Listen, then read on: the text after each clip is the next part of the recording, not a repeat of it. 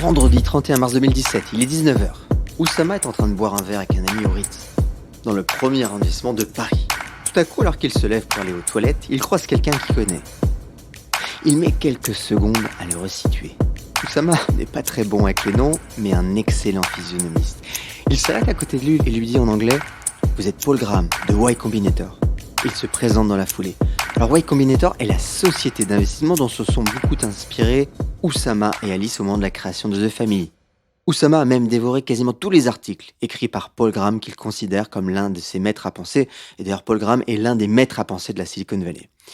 Dans ce deuxième épisode sur The Family, la société d'investissement atypique, je vous raconte les différentes transformations de The Family entre besoin d'argent et accompagnement. Bienvenue sur L'Apprenti. L'Apprenti, c'est quoi ? C'est le podcast où je vous raconte des histoires d'entrepreneurs et d'entreprises qui nous inspirent, qui vous inspirent. Ces histoires, c'est moi qui vous les raconte, simplement, sans phare, avec tous les détails. Rien ne vous échappera. Je m'appelle Laurent Broa, je suis moi-même entrepreneur. J'ai créé et revendu ma boîte en 10 ans. Et c'est toute une histoire.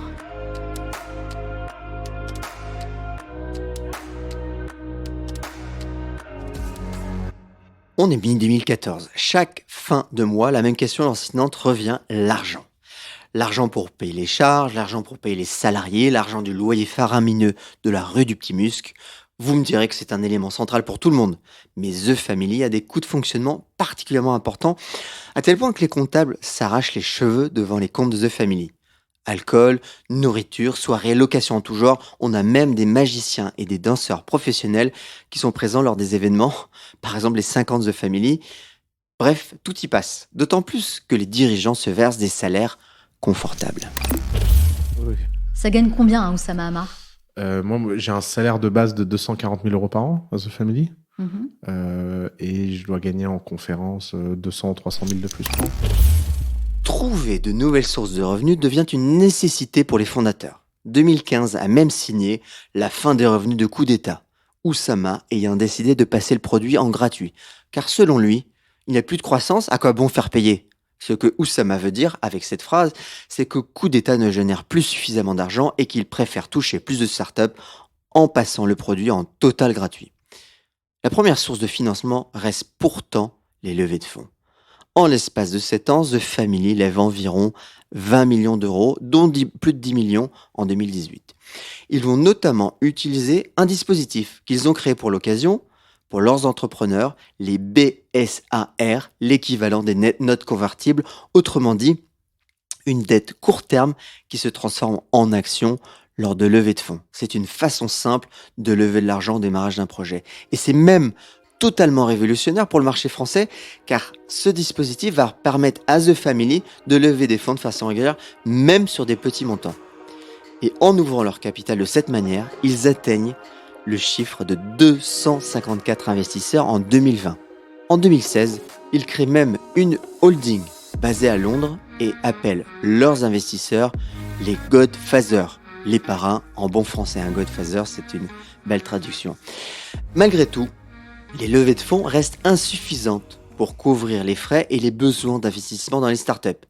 Il faut générer des revenus supplémentaires et vite. 3 mois de trésorerie d'avance, ce n'est plus viable.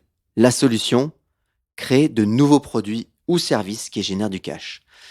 Dès 2015, il lance donc Pathfinder, un startup studio qui aide les grandes entreprises à construire des startups, puis Lyon, en 2016, une formation pour les personnes qui veulent travailler en startup.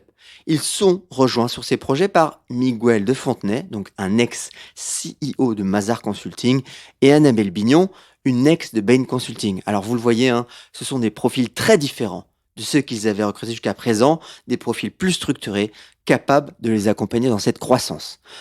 Lyon, d'abord gratuit, devient vite payant au vu de son succès et recentre son offre sur de la formation pour les entreprises sur tous les sujets de start-up, growth, marketing, recrutement. En prime, ils font intervenir les fondateurs de leur start-up et des salariés de The Family. Cela permet de faire une pierre deux coups. Les salariés et les start-upers sont obligés de maîtriser les sujets sur lesquels ils interviennent. C'est du gagnant-gagnant. Pathfinder, quant à lui, met du temps à trouver ses premiers clients, mais finit par générer des revenus confortables. Au printemps 2017, Alice rencontre Olivier Ramel et lui fait part du besoin de ses startups pour s'habiller avec des vêtements customisés et brandés sur des petits volumes. Sur cette idée-là, The Family et Olivier Ramel s'associent pour créer Kimono. Kimono qui deviendra aussi un ou une BFF. On va voir ce que c'est les BFF. Même coup d'état est relancé en 2018 pour en faire une entreprise à nouveau rentable sous la houlette de Valentin Richard, un ancien d'une startup de The Family. En 2017 et 2018, il change donc de stratégie et transforme même ses produits en BFF, donc Best Friends of the Family. Lyon, Pathfinder, Kimono et Coup d'État deviennent des entreprises séparées de The Family avec des marques et des dirigeants distincts. The Family n'est plus qu'un actionnaire comme les autres. Le problème, c'est toujours le même, l'argent. Les sources de revenus se tarissent, car avec ces entreprises, à part verser des dividendes, ces BFF ne génèrent plus de revenus directement. Il faudra attendre la plus grosse levée de fonds de The Family en 2018 pour enfin sécuriser les choses. Mais dans tout ça, que devient l'accompagnement des startups, la promesse initiale? Car après tout, la mission première de The Family est bien d'accompagner des startups à grandir.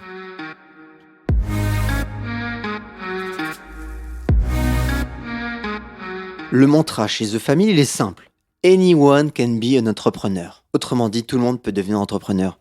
Ce qui ne veut pas dire que tout le monde deviendra un entrepreneur, mais nous savons qu'un entrepreneur peut venir de n'importe où. La mission initiale de The Family est aussi d'investir et avant tout de faire grandir ses startups. Pour cela, elle s'appuie sur 3 piliers. L'accès à un réseau, du capital et de l'éducation. Sur la partie éducation, les fondateurs de startups réservent des créneaux horaires, les office hours, avec les directeurs de The Family, que ce soit avec Balthazar, Oussama ou autre. Les office hours, Mathias Pastor, les office hours avec Oussama sont épiques, comme l'explique Teddy Pellerin, un des fondateurs d'une startup qui s'appelle Itch.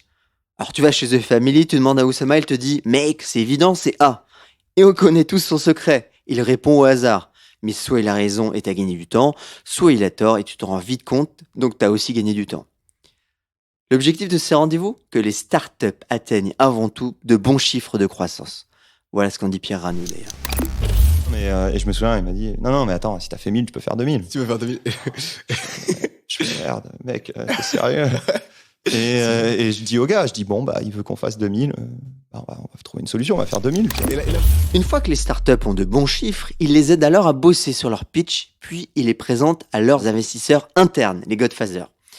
Et dernière étape, enfin, ils les introduisent aux fonds d'investissement amis de The Family, comme Index, Project A, Daphne, Aglaé, Otium, Kima, Axel, Serena, Félix, Alven, Brega, GFC, White Star, bref.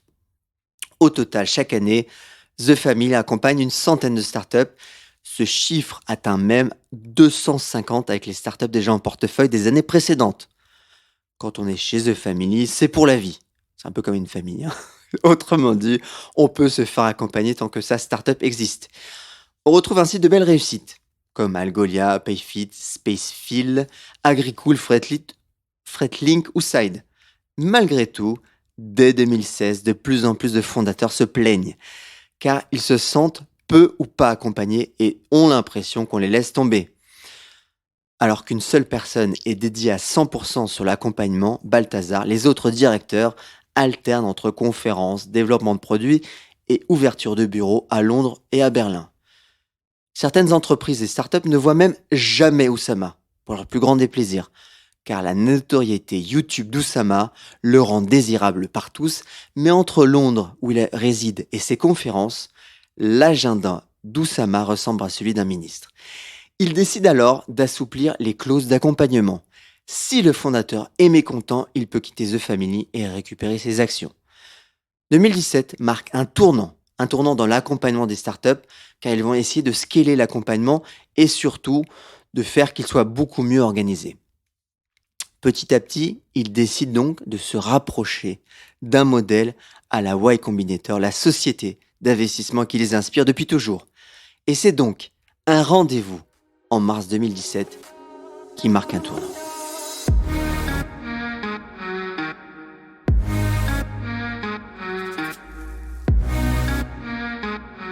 Vendredi 31 mars 2017, 19h, Paris, Hôtel Ritz. Oussama est en train de boire un vodka Red Bull avec un ami. Tout à coup, alors qu'il se lève pour aller aux toilettes, il croise quelqu'un qu'il connaît. Il met quelques secondes à réaliser qu'il a Paul Graham, le créateur de Y Combinator, en face de lui. Il s'arrête alors à côté de lui et lui dit en anglais « Vous êtes Paul Graham de Y Combinator ?» J'aurais pu vous le faire en anglais, mais je vais le rester en français. Il se présente dans la foulée. The Family a exporté beaucoup de concepts de Y Combinator en France, ou bien copié ces concepts, comme le disent les mauvaises langues. Néanmoins, cette rencontre est fondamentale pour Oussama, mais surtout pour The Family. Ils échangent ensemble une partie de la soirée, puis le lendemain, 1er avril 2017, il invite même Paul Graham à parler chez The Family dans les locaux du Petit Musc, devant un parterre d'entrepreneurs. Leurs échanges vont continuer par mail par la suite. Graham leur conseille alors de détacher le The de The Family, parce qu'ils ne sont pas seulement une société de l'Internet, mais ils sont bien plus que ça. Ça a échangé, ils échangent toute la nuit par email. Et un des premiers trucs que Paul Graham lui dit, c'est pourquoi est-ce que The Family s'écrit en un seul mot? Comment ça, les gars? Ça fait un peu penser à une scène dans Facebook, ouais, tu sais, sûr. The Facebook. Ouais. Et le mec tique là-dessus, et quand ça me dit ça, je dis, ah ouais, sérieux? T'as rencontré Paul Graham et c'est ça, t'as si parlé de avec ça, quoi. Mais non, mais en fait, bien sûr, ça en dit long sur le manque d'ambition, en fait. Écrire The Family tout attaché, c'est se dire on est des internet people, quoi. On écrit un nom comme une URL tout attaché. Armés du feedback de Paul Graham, ils décident d'abord de changer leur nom en 2017 et deviennent donc The Family. Logo, site, tout est revu. Les échanges avec Paul Graham vont aussi remodeler toute leur vision. Ils rebossent notamment leur stratégie d'accompagnement des startups et ferment toute application pour des startups pendant 6 mois. Ils vont alors créer des cohortes de startups en les intégrant en groupe de 20 sur des week-ends intenses de 3 jours tous les 2 mois. C'est ça leur nouveau modèle d'accompagnement. Ils vont aussi digitaliser les services pour les entrepreneurs avec une plateforme dédiée. Dorénavant, les membres de The Family peuvent prendre rendez-vous directement, mais aussi trouver des talents avec un mini-site de recrutement ou bien échanger avec les autres fondateurs. Ils réorganisent aussi leur Slack, leur messagerie d'échange.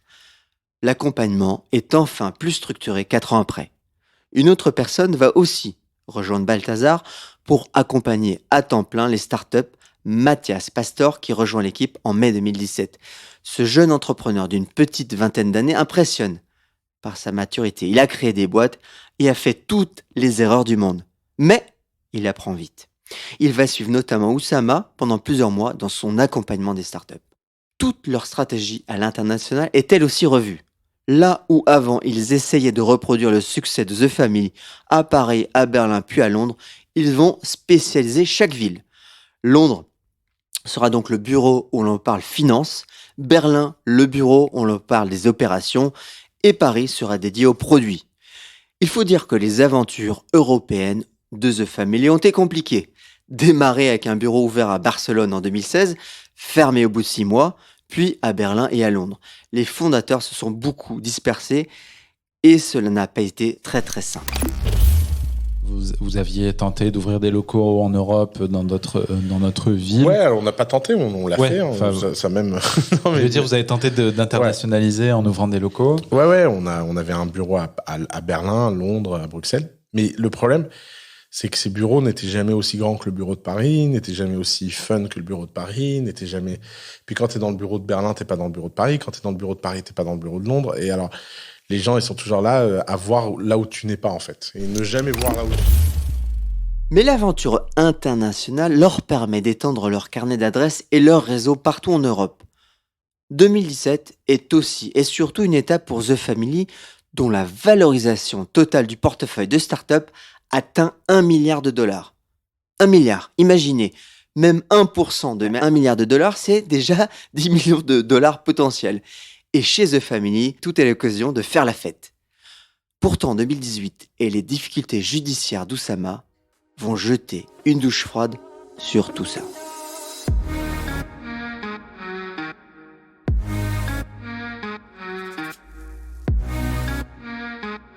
Mai 2018, après l'article de l'Express et les différents articles dans la presse qui parlent du gourou des visages, l'équipe se resserre autour d'Oussama. Malgré cette mauvaise presse, le 12 septembre 2018, The Family annonce sa plus grosse levée de fonds. Le fonds LGT Capital Partners, le fonds de la famille princière du Liechtenstein, j'y suis arrivé, investit 15 millions d'euros dans The Family. Il est accompagné par d'autres investisseurs d'ailleurs, Hummingbird Venture, Project A et eVentures. Désormais, LGT détient 15% du capital de The Family contre 31% pour les fondateurs, donc les 5 directeurs, et 54% pour les autres investisseurs. La valorisation de The Family se situe alors autour de 30 millions d'euros. L'idée avec cet argent est double. Premièrement, financer le développement de davantage de services, avec de nouvelles BFF. Rappelez-vous, un BFF, Best Friend of the Family. Deuxièmement, soutenir et suivre systématiquement les levées de fonds de leur start-up. Et pour ce faire, ils font le ménage dans leur structure capitalistique. Car il faut bien le dire, c'est le bordel entre les holdings des uns et des autres, la structure française et anglaise, les différentes holdings des directeurs. Nicolas Collin donc reprend alors les choses en main en termes financiers et juridiques. Les choses pourtant se compliquent, avec notamment la fronde de 3 actionnaires minoritaires qui créent un site pour se plaindre justement du manque de transparence dans la communication de The Family et se plaindre aussi de la gouvernance qu'ils trouvent opaque. Et ce site d'ailleurs vous pouvez le trouver sur internet en novembre 2019. Car il faut bien le dire aussi, The Family est une entreprise à la vitalité chaotique, à l'image d'un de ses fondateurs, Oussama Ammar. Compte, organisation, administratif, tout n'est pas toujours bien géré et il faudra attendre la reprise en main par Nicolas suite à la levée de fonds avec LGT pour voir les choses s'améliorer. Alors le chaos n'est pas nécessairement un problème car c'est souvent ce que vivent leurs startups. Mais c'est plus embêtant, il faut bien le dire, pour une société d'investissement avec des obligations légales importantes. Surfant sur cette fronde de 3 Godfathers, les articles de presse replanent de plus belle.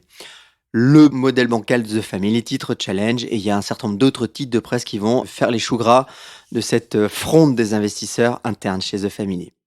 Le chaos et l'absence de revenus sont pointés du doigt à ce moment-là. Début 2020, crise sanitaire oblige, le modèle de The Family va évoluer une fois de plus.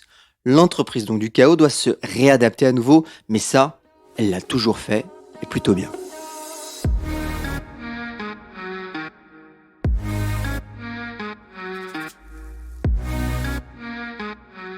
Mars 2020, c'est la guerre pour The Family. Avec l'arrêt de tous les événements, The Family prend une décision radicale.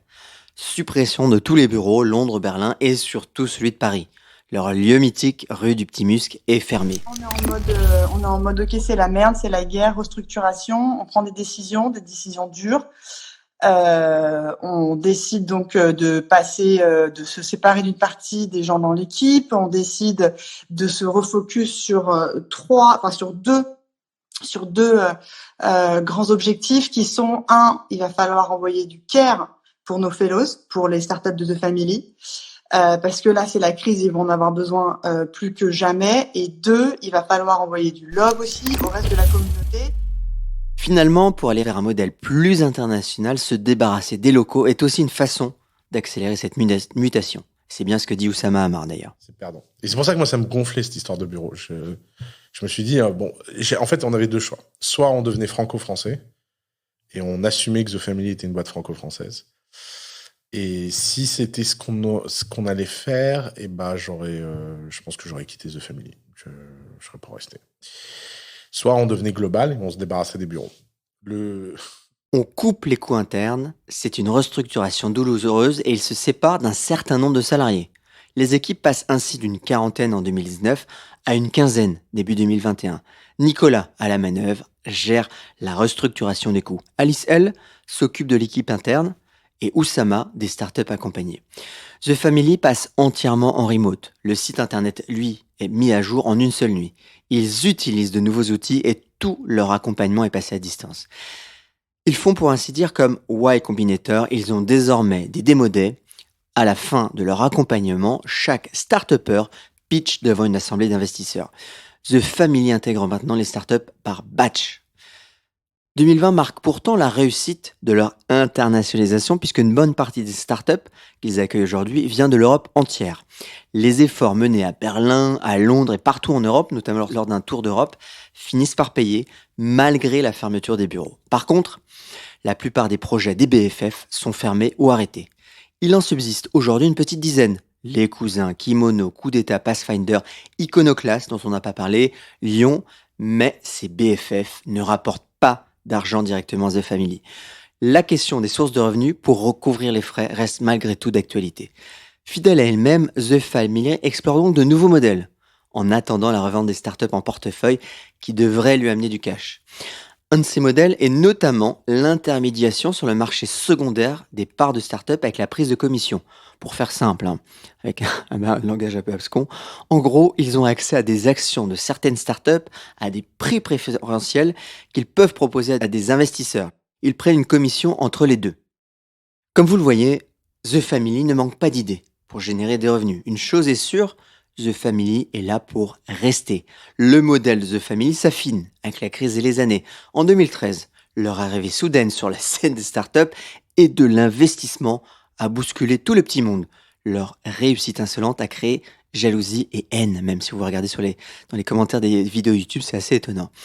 Comment des types avec des chats, des soirées et des déguisements ont-ils pu bouleverser le petit monde de la finance en aussi peu de temps ? De nombreuses personnes attendent leur chute, voire l'espèrent. Mais tel le phénix, leur logo, ils semblent renaître après chaque crise. Chaque crise les renforce au lieu de les tuer. Désormais, ils veulent se concentrer avant tout sur la scène de l'investissement européen, voire mondial, en adoptant ce modèle qu'ils chérissent, le modèle de Y Combinator. Il ne reste plus qu'à affiner leur modèle de revenus, car n'étant ni un fonds, ni un accélérateur, il faut trouver des sources de revenus directs. Une chose est sûre, ils continuent de bousculer l'ordre établi, qu'on les aime ou pas. Ils ont donc, pour moi, contribué à créer une nouvelle génération d'entrepreneurs et à évangéliser l'entrepreneuriat en France. Et ça, c'est une vraie réussite. Merci. Merci d'avoir écouté l'apprenti et je vous le redis, car ce podcast, ce sont des heures de travail et votre écoute est très précieuse pour moi. Je ne pourrais continuer ce travail de fond sans votre aide. Si vous pouvez laisser un commentaire ou même 5 étoiles, je vous en serai très reconnaissant. Pour connaître les coulisses et notamment les infos que je ne peux pas toujours vous donner, abonnez-vous à ma lettre sur l'apprenti.fr. Vous retrouverez toutes les nombreuses sources qui ont permis de construire cette histoire. Merci enfin à Thibaut et Alexandre pour leur travail formidable, leur travail de fond. Et je vous dis rendez-vous pour un prochain épisode.